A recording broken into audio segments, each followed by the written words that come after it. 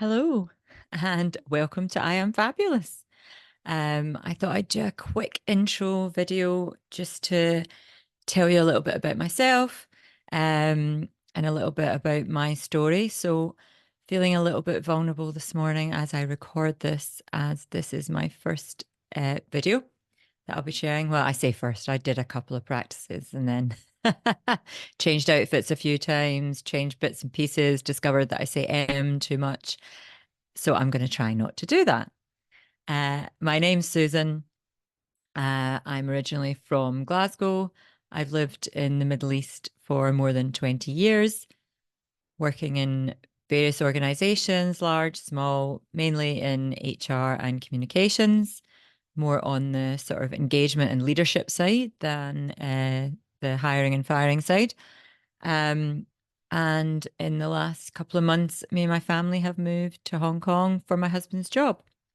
So a lot of big changes going on in the last few months, and now felt as good a time as ever to step further out of my comfort zone and do something that I've always wanted to do, which was have my own business and to help other women and to empower women to live their best lives, be the best versions of themselves, show up for themselves every day, um, and work through some of the barriers and some of the experiences that seem common amongst us women.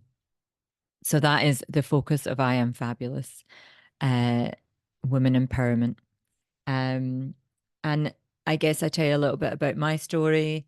Um, I've had many highs and lows, as I'm sure everyone has.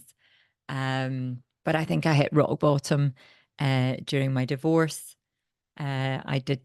I left my husband for many reasons, um, mainly because he wasn't a grown up. Uh, and I found myself not only having two small children that relied on me, but also an adult, which wasn't sustainable forever. So, yeah, I had many ups and downs with that. And, one day I was sitting with one of my best friends on the beach in Dubai, beautiful summer's day. The kids were off uh, playing, and Lou and I were just sat there. And she said, yeah, I admire you. I mean, I don't know how you manage everything and how just getting on with it. And I just broke down into tears. Uh, she had hit me at a vulnerable point. I'm someone who doesn't ask for help, someone who, well, I do ask for help now. I used to be someone who would hide my feelings and try to paint this fabulous life when actually you scratch the surface and there wasn't much fabulous going on. Um, and that probably was my moment where I started to think about rebuilding. And sometimes it is in that moment where, you just release it all and you find yourself thinking, okay, well, this isn't the story that I wanted. Like, obviously, divorce was never in my vision board, as I don't think it is for anyone. But, things change and then you've got to think about, okay, well, what's my new vision? What I need to take some accountability here. I can be a victim of all the stuff that I feel is happening to me and is unfair and all the rest of it. Or I can think about what can I take control of? What do I want my life to look like? How do I not be a victim? And how do I choose to show up? And what can I control? I can control um, how I react to things. I can control how I show up. I can determine who's in my inner circle. I can determine the people that should not be in my inner circle or should not even be part of um, my circle, inner or outer.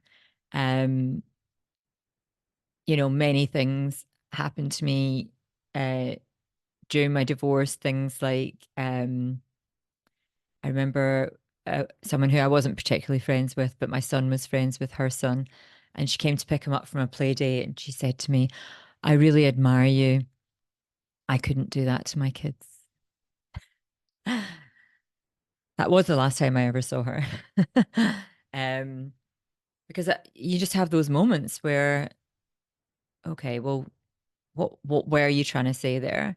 Um, because you really like, obviously my immediate reaction was the emotional reaction. I was hurt. And then I was like, actually, I don't need people like that in my life.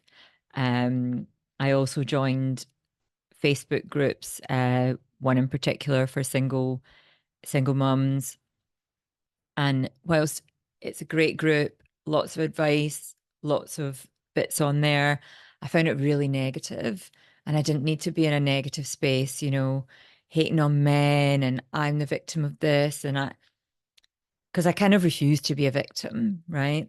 Um, and does that always serve me well? I don't know. Um, and is it part of my, oh, everything's amazing, old, the old version of me? Whereas now I'm a lot more vulnerable, a lot more, I hope I'm much better with my communication. Um, I've learned to ask for help, which was probably the scariest part for me. Um, Admitting that everything was gone to shit and I really needed some help. And I still have some great girlfriends around me who I consider my tribe, and a lot of them are Scottish. So there's a lot of plain talk comes out there, which sometimes I think is what you need to hear. You have different friends. You've got the girlfriend who says, "Yeah, you're right. You're right. This is wrong. This is terrible." You know, and then who sometimes you need to go to because that's sometimes what we need. But also sometimes you need someone in your life who says, you need to sort this out. Like, you can't bury your head in the sand. Um, you've got to finalize this. You've got to make different things happen. So I've worked through a lot over the years. I have worked with myself. I've supported other women going through some life-changing events, some traumatic events. I've supported men and women in the workplace, whether it's career, leadership. Um, and now I have created this framework and this training and hopefully this community, because that's what's important. It's the community of people you surround yourself with, like-minded people, people who build you up, people who don't want to tear you down. Um, and I think as women, sometimes we are critical of each other, and we tend to tear each other down. And I really want to create a platform where we, you know, help each other out. We support where women support another woman. No judgment, just some good old fashioned help, somewhere to go, a safe space, some good experience, and hopefully um, some tools and resources that can help you all feel fabulous. And that's not about, oh, yeah, I'm fabulous, fabulous every day. This is this. It's not always amazing, but as long as you're living the life that you want to live, you live it with purpose, um, and you have good self worth, you're confident, you can say no. There's a lot of little techniques that hopefully will help you find your fabulous, and take you on this journey.